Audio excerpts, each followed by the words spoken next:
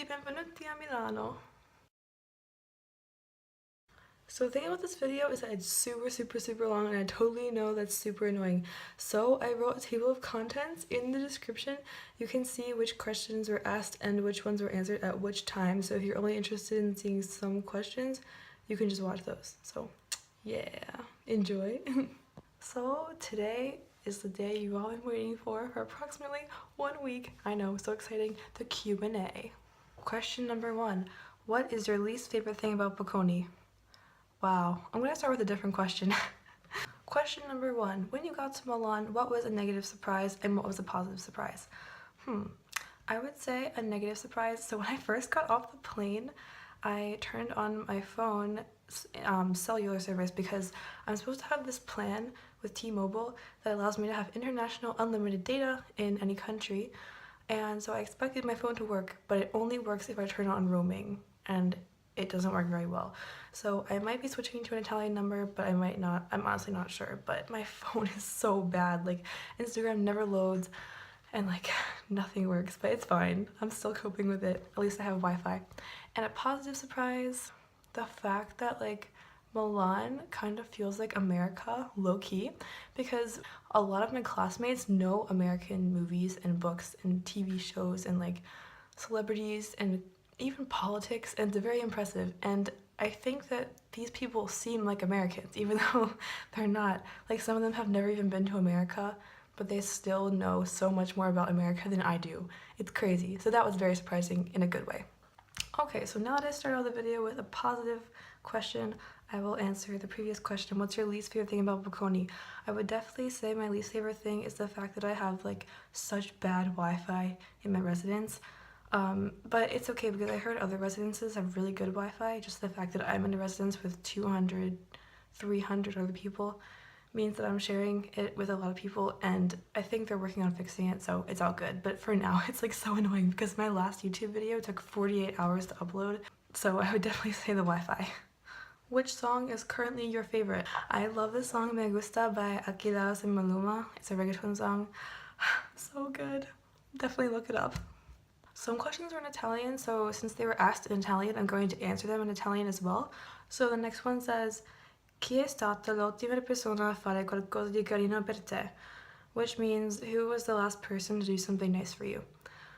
L'ultima persona a fare qualcosa di carino per me è la donna che lavora al ristorante di sushi, perché quando sono andata l'altro giorno ho comprato il sushi che costa 12,60 euro e volevo pagare con la moneta, non con il banknote, perché avevo un 10 e un 5 euro, ma volevo pagare con il 10 e con il 2 euro e anche con l'altra moneta, e avevo 3 monete di 10 e un pezzo di moneta di 20, credo, e volevo pagare con il 5, ma la donna che lavorava al ristorante ha detto che ciò che avevo era abbastanza e che potevo pagare con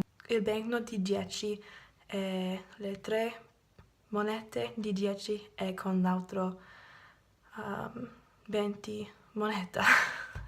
Ma mi dispiace, ma sì, credo che era molto carino di lei, e questa è la mia risposta.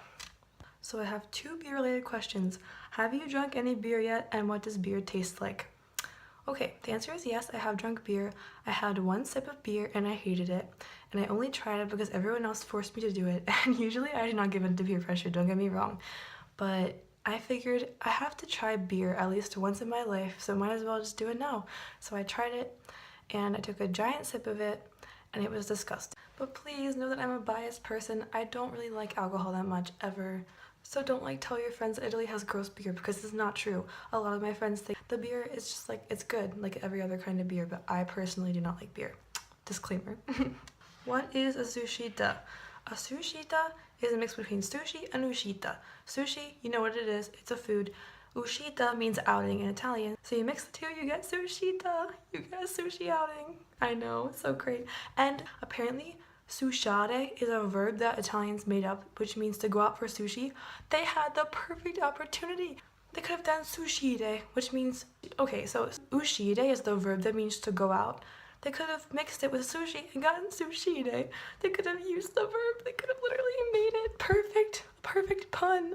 It hurts my heart to know they didn't do this, but anyways, yeah. Have you found a local priest yet? I'm pretty sure this question was meant to be a joke, but I'm actually gonna answer it seriously. Yeah, so I'm actually like Protestant, so that means I'm going to find a pastor, but it's fine, it doesn't really matter. I'm going to this church that's like 40 minutes away by tram, I think.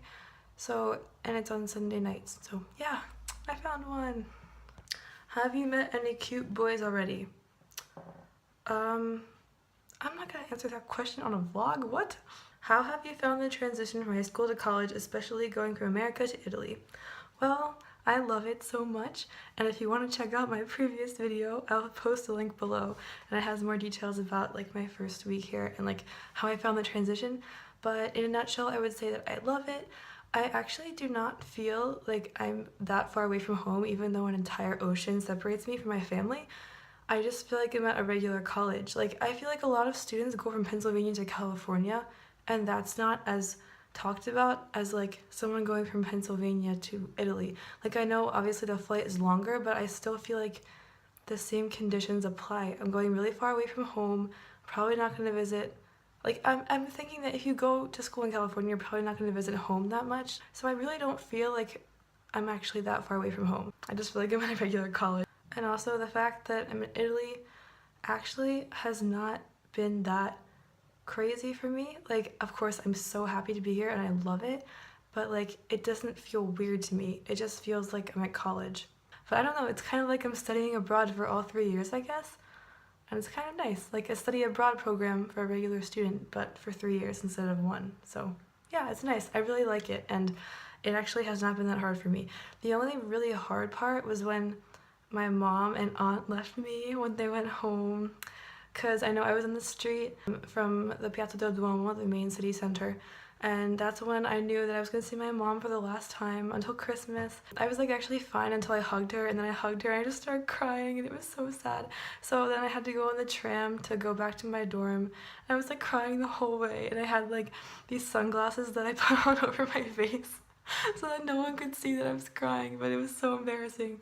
But yeah, that was like probably the hardest part. But other than that, like, it was actually fine. Like, I actually have been taking it pretty well, I think. If you're really worried about going to college and missing your family, you should try to make friends before you go to before you go to, not Bocconi, but like the college that you chose to go to. Because if you have friends who are willing to support you when you're there, it's actually not bad, because they're kind of like your second family. Like, when you arrive on campus, you're not completely overwhelmed. Like, at least you know your friends and you can hang out with them the first day you arrive or the first day they arrive, or like when your family leaves you and you feel upset and you want to like cry in your room, you can just hang out with them and they'll make you feel better. So yeah, that's my advice. Also, I should probably mention how to make those friends. So usually colleges have accepted student group chats, so you should definitely try to join on Facebook, or I think GroupMe is also a very common app used for American students who are accepted to a college. So definitely try to talk to people.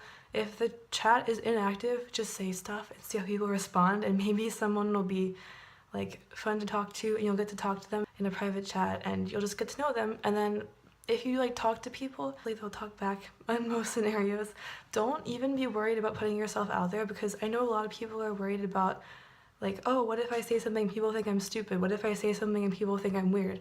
Don't be worried about that, because everyone else has the same worry that you do. So if no one talks, nobody will get to know each other, and you're not going to have a great community of friends when you get to college. It's going to be super awkward. Just like, please be willing to like open up to people before you go to college, and it would be a lot less stressful when you arrive. Can you point out the main differences between American colleges and Bocconi, like schedules, extracurriculars, etc.? Okay, this is actually a good question, and I could probably make a whole entire video about this, and maybe I will one day, but right now I'm going to condense my answer. The thing about Bocconi is that it's a very, very, very Americanized university, and I say that because the majority of European universities have no extracurriculars. They're very, very, very traditional in that they're, how do I put this nicely? very boring. I say that because usually, like, in America, universities are so spirited and they have a very strong culture. They have football games, they have sports activities, like class president, all this exciting stuff. And they have a mascot, they have anthems, they have cheers, they have slogans, everything. And it's like your campus is like a new community, and a campus is where you want to be. But in Europe, usually there isn't a campus. Usually there are a bunch of buildings of the school around the city, and you go to the building where your class is, you learn, you study, you come home. You don't go to the sports games, you don't even have extracurriculars.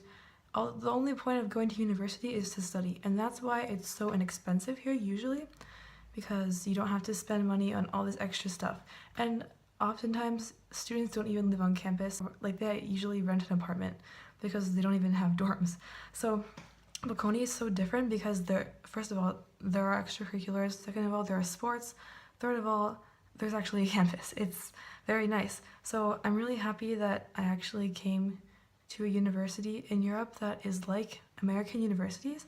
So schedules, right now I'm not allowed to choose my schedule. I actually have the same people in all of my classes. I only have 3 subjects right now, and I'm going to have a 4th one, Italian class, in October.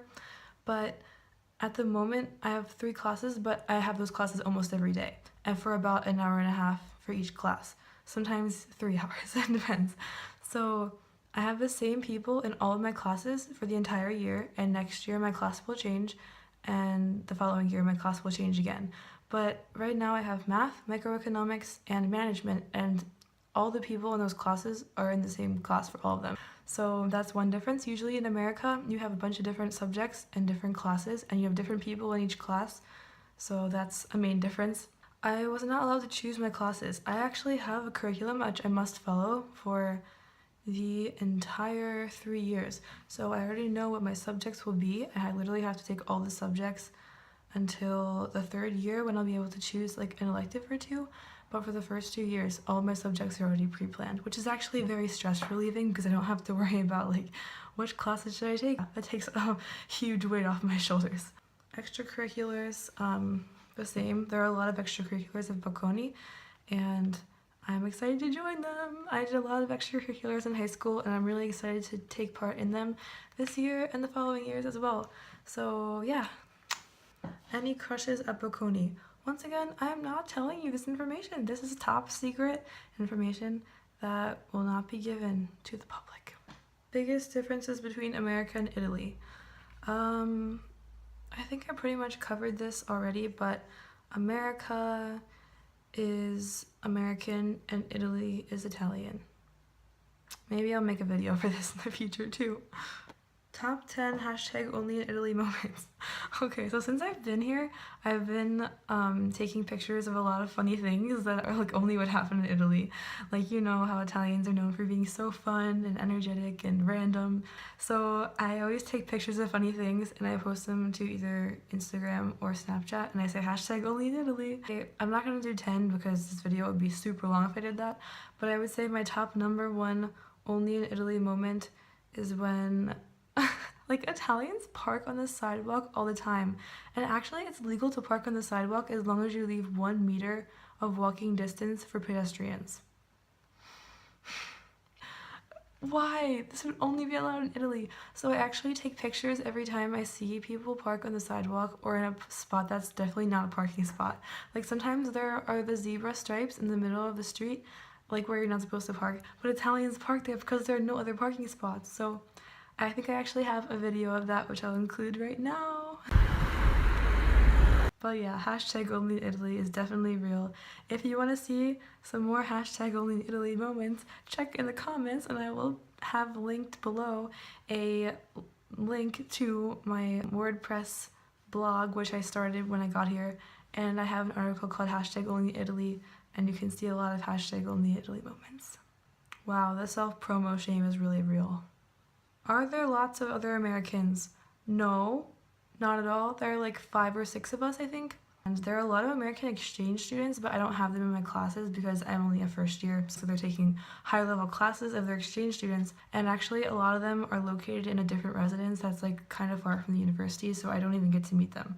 I did get to meet, I think, 3 of them because I like randomly was walking in the street one day with one of my friends and we were on our way to Milan and I heard someone speaking English and I was like, are you American? And she was like, yeah. And then we all just like went out to an aperitivo together. So yeah, that was fun. How amazing is Esselunga? Pretty amazing. For those of you who do not know, Esselunga is a supermarket super close to Dubini, which is my residence, and I could walk there in like 1 minute, and it's so nice because I can just carry all my groceries right back. Spadolini versus Dubini, which is better? So Spadolini is a residence that is right next to Dubini, and Dubini is my own residence. So I would say that Dubini is way better because, I mean, I'm a little bit biased. No, but Dubini is pretty awesome because we have a rooftop and you're allowed to go up there and just chill and you can see the Piazza del Duomo from the roof.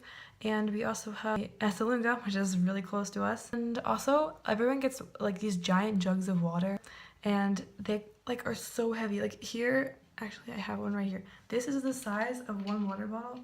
Usually 6 of them come in a pack and they're so heavy, so when you're carrying them back from Esselunga, it takes so much strength. So when your residence is super close to Esselunga, problem solved.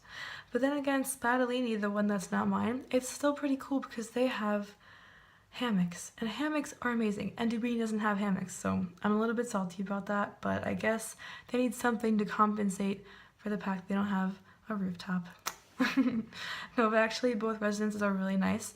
And the inside's really pretty and the people inside are awesome too, and also they're both really nice because they have game rooms and that's a good place to meet people. So yeah. Favorite bar? Once again, I don't really go to the bar, but I do go to Fontanella, which I mentioned like 10 million times in this channel so far. It's this bar everyone goes to, and the only reason I go is because I want to hang out with people and I know that Bocconians will always be there, so I can meet people or hang out with people, so that's why it's my favorite. Why did you choose Milan or Italy in general?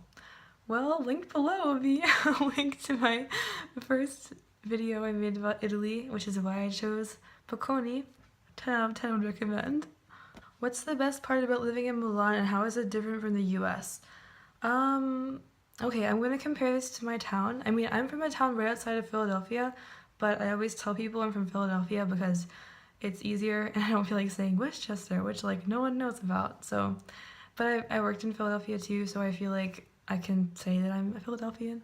So I would say that my personal hometown, you had to drive everywhere. You could not walk or else you would probably risk getting run over by a car. And here you can take public transportation or walk pretty much anywhere, which also applies to like most cities. So I really like that about Milan. I also love how the food is so good wherever you go. Even the food that's considered like not low quality food is still really good. And I also love how there are so many cute dogs here, and the dogs are like sometimes allowed inside of like shops. I mean, not often, but I went to IKEA the other day and there were so many dogs inside. And also one time I saw a dog in a restaurant. It was just sitting in the chair behind the owner. It was just so cute. So I love the dogs too. There are a lot of dogs in America though, so I can't say that's like the answer to the question, but I just wanted to include that in this vlog, so I thought that would be a good time to do so. Was it hard to leave the States? I mean, of course it was sad because it's leaving home, but I also like my life here. So it wasn't that hard because I knew I was leaving one good place to go to another good place. How are the classes, as in the English, work, and curriculums? So I know I mentioned before that during the crash course, I had a teacher. English was her second language because she was from Italy, but it was actually very nice because the teacher spoke very clearly and slowly and I could understand everything. So now I have 3 really awesome teachers. One is German, my math teacher, one is Swedish, my microeconomics teacher, and one is Italian, my management teacher. And they're all amazing people and they're so intelligent, and I really love how all of these teachers care so much about their jobs and their classes that they're teaching. They're all so happy to answer questions, they're all so into their jobs, and they all really want to make sure that we understand the material. And it's so great how genuinely happy they are to be there teaching us. I really love that. So I would say the classes themselves, I would say math is very difficult because I'm not used to it, but because, I mean, the type of math that's being taught differently than it is in the United States. Here, it'd be like So tell me this proof and say why this theorem like is a thing. And then in America it'd be like, answer this question using what you know about math. So it's kind of annoying because I'm not used to this style, but I mean, it's an adjustment, so it's getting better. And then management is nice. It's a fun class. I mean, I really enjoy it, so that's why it's fun. And then microeconomics is also great because I really enjoy the material and the way it's being taught. And the English part, my Swedish teacher, I literally thought he was American at first because his English is so perfect. The only reason I knew he was not English is because like the one phrase that he says incorrectly is, do you know how it looks like? And I know that it's supposed to be, do you know how it looks, or do you know what it looks like? But he says, do you know how it looks like? Other than that, he literally speaks perfect English. My other two teachers, they also have accents, but they're pretty much perfect English as well. Their vocabularies are on fleek, and the English definitely does not affect how they teach in the classroom, so it's not a barrier whatsoever. As for the work part, the work is very self-motivating because what you're supposed to do is read everything in the textbook, learn in class, and then you have an exam. And if you don't pass the exam, you fail the class. So there's not really any work, there's more like studying. So if you come to Bocconi, make sure you're very self-motivated and make sure that you are willing to study because you're not going to have many booster points to bring up your grade if you don't do well in the exams. What is your best advice for incoming students? I would say make sure you're very acquainted with the school and its mission statement, and make sure you visit the campus. If you can't visit the campus, look up lots of pictures and talk to current students. Usually you can go to a social media profile of the school and just look at lots of pictures, and if you're not able to do that, then you should contact the school and ask them if you can talk to any current students. I'm sure they'd be happy to let you do so because usually it's good marketing. Also, if you're able to, as I mentioned before, try to join group chats to get to know people who are already at the school and who are also going to be going to school with you.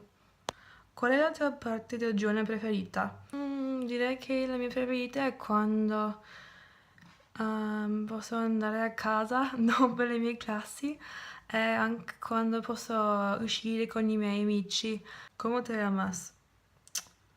Ok, la cosa es que dije que no voy a responder a las preguntas raras, pero quiero hablar un poco en español en este video porque ya hablé en italiano y quiero ser igual con las dos lenguas, por eso yo responderé a esta pregunta.